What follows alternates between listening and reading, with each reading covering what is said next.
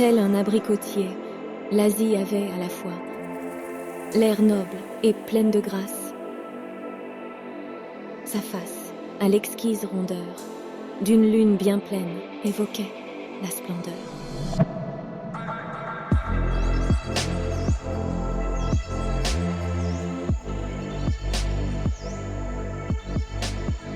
Le Vietnam, sa fille, alerte et gracieuse, était encore plus fine et plus talentueuse. Outre son goût très vif pour la littérature, elle savait rimer et faire de la peinture. D'une adorable voix, elle chantait les plus beaux airs et charmait l'auditoire en récitant des vers.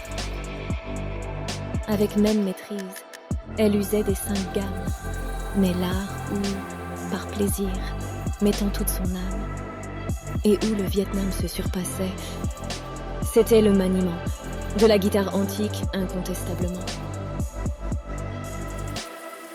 Les beaux jours printaniers s'écoulaient promptement. Elle vivait ainsi, de façon indolente. Vietnam restait là, fort indécise et l'âme lasse. Tout à coup, venant on ne sait d'où, se fait entendre. Et l'on voit apparaître un jeune voyageur aux airs d'homme de lettres.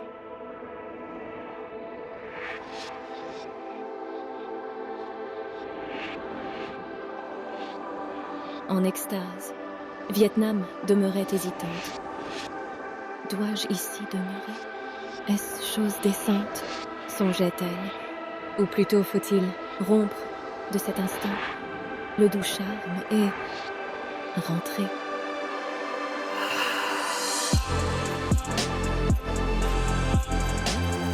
Pour revivre cette heure et son enchantement, le voyageur voulut retourner dans le site charmant. Hélas, de l'être aimé, dont l'émouvante grâce, nulle trace. Ainsi se formait-il du Vietnam 1000 images. Il dit alors, depuis que le sort nous fit nous rencontrer, sachez que, dans mon cœur, j'ai toujours en secret conservé l'espérance de vous revoir. Et cela fait si longtemps qu'en silence, je vous attends. Vietnam comprit alors, en trouvant les yeux, qu'elle venait de faire un rêve merveilleux. Ainsi, fébrilement, confuse et pressée, dans un coin de son cœur, s'agitait sans penser. Habile à les traduire, elle en fit sur le champ un merveilleux poème au lyrisme touchant. S'appuyant à demi, rêveuse et seule, Vietnam, peu à peu, s'endormit.